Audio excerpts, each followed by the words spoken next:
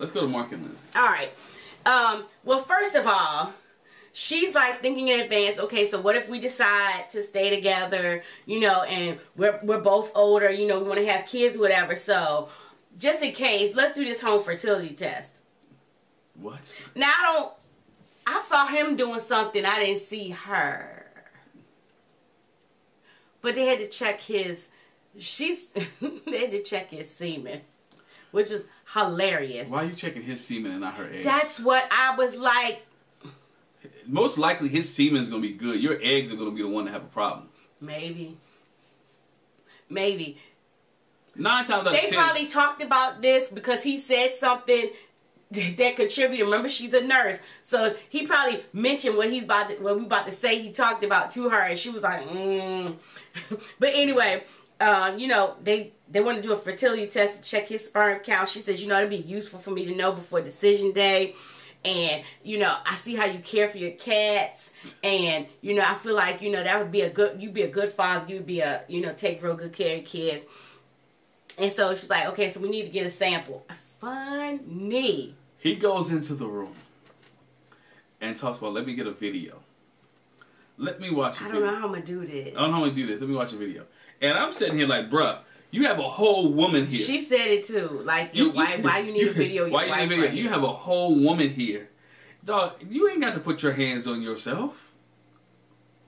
You have a whole woman who is willing, able, and ready to help you out with this. To help you out. So anyway, eventually... Look, don't know how he got the sample. I'm going to just leave it alone like that. We don't know how he Eventually, they get the sample, and she is hilarious about it. She was like, it's thick. It's thick like Elmer's glue. My husband dehydrated. He's dehydrated. It's showing in his sample, in this little sample, you know, the cup you take out with mayonnaise and mustard and ketchup from a restaurant. We got to put in this cup. But she was like, it's thick like Elmer's glue. She loves embarrassing this dude, man. Yo, after this, if they don't stay together, Mark can't be with any other woman. She already told you that, they already said you're a selfish lover. I already said that you don't like doing other things in bed. And now it talks about how you have some thick semen. Yo, it's like... But he didn't help none, because he was like, you know, I am kind of nervous while I'm waiting on this test.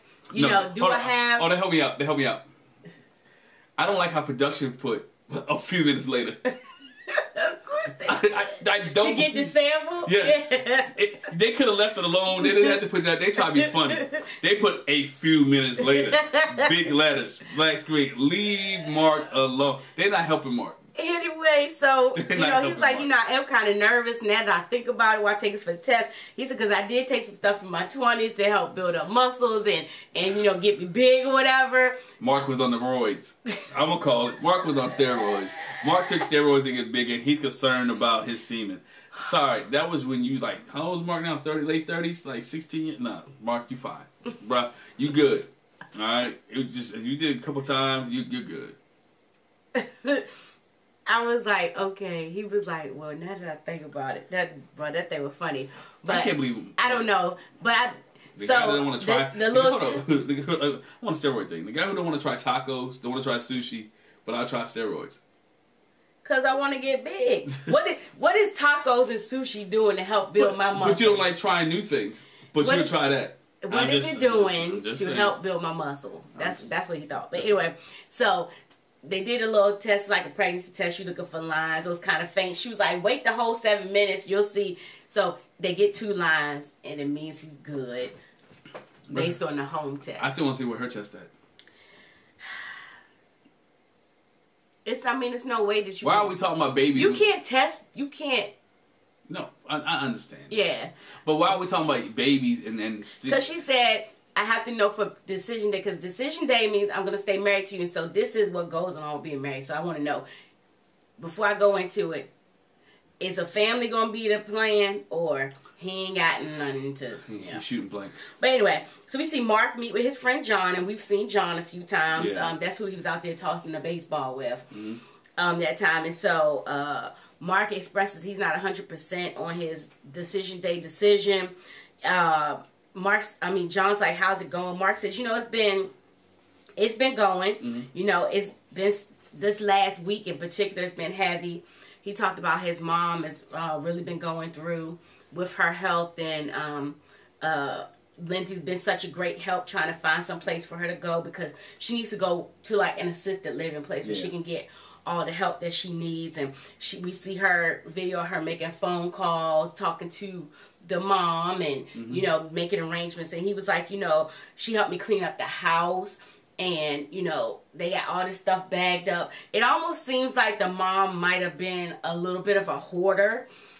A little bit. And yeah, I say a little bit because considering the bags they had in the corner. Yeah. The hoarders, they be in there. You talking about hazmat suits for them bed bugs? They be it be trash all over the floor. Yeah. Like, ugh, it turns my stomach. But anyway, so he was like, she's been so supportive with everything with JC, and when it's like that, it makes me feel like I could say yes, but it's like when we have disagreements, I'm like, it's like half and half. If we had more good times than we had disagreements, I would feel better about my decision. But I don't know. John said to him, well, maybe when the cameras leave and everything settles down, you don't have to worry about that part with shooting. Maybe it'll be better. Just like the most recent times that y'all been having. And the one thing that Mark said is, with us filming and being on this, normally when you're in a relationship, even when you're married, you always constantly with this person. You have some time away. Yeah. So he says, I haven't had any time away from her to see if I miss her. He needs some time away. To see if I miss her, and like, oh, I don't want her not to be there. So that's the one thing. But he needs time away. He needs to get away from her. He needs that space. She is kind of hovering since we found out that she works at home. He doesn't have no job. So she's always with him, and so she's always nagging and heckling and Mark this, that. It gets old sometimes, bro. Like, what he just said was, I need to escape. I need a minute. So yeah. We see Lindsay meet up with her friend Kara, who she said when she first met her, she was her work wife. And we're not going to talk about the drink. No. I'm done. So anyway, how's it going, Lindsay? She says been up and down. The thing about Marcus, he's super rigid. He doesn't do well with change. Have you ever dated an only child? She was like, no. Lindsay was like, me neither, but I do not recommend. He's an only child, so he's real stuck in his ways, like to get his way or whatever. She asked Kara, well, what do you think about him? She says, when I saw him at the wedding, he seems like he's a lot of fun. He did a lot of smiling. But he did look like he could be bland. A lot like white bread. And Lindsay was like, yeah, he's like 1 minute away from Velcro shoe. From Velcro sneaker. But the one thing Kara said was, he does seem kind of plain and bland. But, that does mean stability. Stability. That means, it means that he's safe. He's safe. There's something reliable about it, is what she said. Yeah, but let's be we all honest, that's what Lindsay needs. She doesn't need somebody who's just as fiery as she is. It's not going to work well. She needs somebody to kind of balance her out. Because if they're both hot heads, they're both fiery, it's not going to end well. Because she ain't going to back down, and the person that she might have been with not going to back down either, and it's not going to end well. She needs somebody to be like, not that necessarily Mark's a punk, but he doesn't like confrontation, so he's going to ease it. Woosah. And speaking of what she said, he's a big softy. He is on the sensitive one, but somebody got to be there. We can't both be, like you said, on fire. We can't all be sensitive. But I think it's funny that she would call him the sensitive one, because she be getting in her feelings. We called her hyper and other stuff. So it's like, you're softy too. You just got a hard exterior. And Mark is just soft through and through. Yeah. Again, Mark doesn't like confrontation. So she said she feels deeply that Mark is in a time of process. She talks to Kara about, he's been going through a lot in his life, and he's just not as She was like, I can't tell if he's just not as adaptable or is he overwhelmed, because he does seem like, and have said, I'm the type that likes to go piece by piece, and she actually says, I don't have any sparks of butterflies with him though. So in the end, my decisions, have to outweigh, does the good outweigh the cons? You know, can I be patient and give him a chance to get better, so we can get to a place? And Kara tells her, you know, go with your heart, but think. But don't get in your head too much. Yeah. Because we know how you can do. And she said, why don't you make a list and work on the intangibles? And Lindsay was like, I don't know if that's going to work out for his benefit, but okay. It ain't going to work out for his good, bro. If I start making this list, this bad boy start getting real long. Mark, you got to go, brother. Yeah. Shark. The last couple of things we see with Mark and Lindsay, he has a nice dinner set up. When he takes her somewhere, we learned this with Lindsay before, he's not letting her know where they're going. She keeps trying to find out, give me your phone, trying to see the GPS. She's sporadic, yo. She hates surprises. And he was like, just wait. Yeah, she said, I hate surprises, which that's why I get married at first sight. Just really messed me up. So why did you do it then? But anyway, so they end up at his mom's apartment, which me and my husband point out, so it's a lot of apartments in Boston. It's just half a house. Yeah. It's not like an apartment. It's you got the first floor, I got the second floor. Yeah, you got the house. Because that house, I mean... it was absolutely a house. Absolutely a house. The kitchen and... It was, yeah, it was a house. But, you know, and he says, oh, she said, you got to feed me. He was like, I'm going to feed you. Mm-hmm. But when they get there, again, he's got candlelight dinner set up. And he actually has sushi. Yes. Which she had introduced him to. Not the dog. They sit down and eat sushi. So I was like, okay, Mark found something else that he can eat and that he likes, because he actually picked it. I was like, oh wow, and he was eating it. He was thoughtful. Yeah. You know, they acknowledged that she pushed him into new things, and he expressed his appreciation for that. You know, and he talks about, you know, if we decide to stay married, you know, we come live in my mom and grandma's apartment, whatever. She looks and she says, well, do this for me. Give me one weekend and a $500 budget. And then she starts running down this list of everything she's going to do. And my husband was like, she ain't going to get all that done with $500. No. She ain't going to do it. Unless you hire a whole bunch of people that, no, she's not going to do that. Yeah.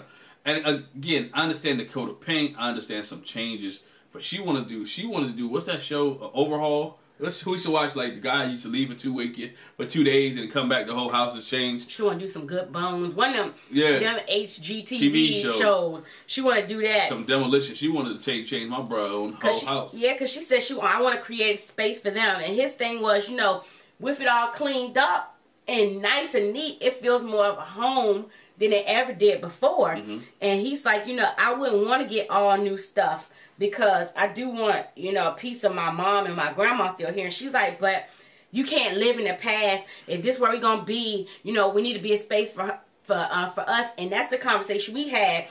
It's like, yes, you want to create a space for y'all, but you got to compromise. Bring in pieces, like they talk about this dresser. She was like, it doesn't fit my style. But for him, that dresser represents his mother and his grandma. So find some place to put it. Yeah. If it's in a spare bedroom, find some place to put it so he can keep it. So you make a space that's y'all's, but you can incorporate things from his family. You got to find a happy medium. She was just talking about, like, scrap it all, throw it all. Throw it all away. She wanted to get rid of all his stuff. Yeah. Just like she did when they went and cleaned up from the bed. Right, you can't do that. But I understand her premise, though, because you want something that's ours.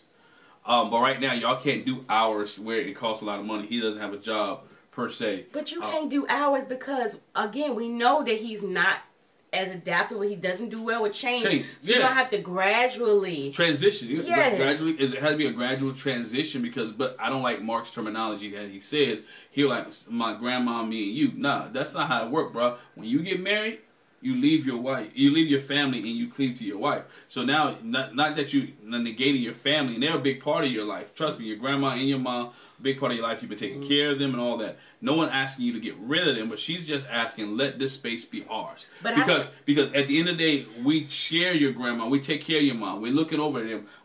Can we just have a space where it's just us, where it's not them included? And I understand that from her point. Mm-hmm. Not the way that she went about it. You can't just rip the Band-Aid off. Sometimes you have to peel it off easily, and that's what she has to do for Mark. Peel the Band-Aid off easily for him. But that's what I was going to say. To me, Mark understood that. Lindsay didn't. Like, he was willing to combine. Right. She didn't come across like that. But anyway, so we see them, you know, this their last night together, you know, and then she's got mixed feelings. She talks about how she loves the cat, Rocky. I might love Rocky more than you because Rocky gives me what I give Rocky. Rocky loves on me. I love on Rocky. Rocky loves on me back, you know. You know, ha ha he he. She wasn't ha ha he he. It was the truth. No, but I know. I'm talking about for Mark, like, ha ha, yeah, okay. You know, for her decision comes down to like, okay, so when she's thinking about Mark, it was a lot of affection at first. It's like, where's the affection at now? And can I figure out if I can be patient for you to get back to that space? And he says, you know, from him, he feels like he's figured her more out now than before. Yeah. So that's where they are. When you doing 8 weeks with Crazy, you gonna have to figure it out. If you want to be with her, you gotta figure. I ain't call. Let me start. I apologize. I call that girl crazy. 8 weeks with somebody who has high tendencies or really hyperactive. You gotta have to figure that out.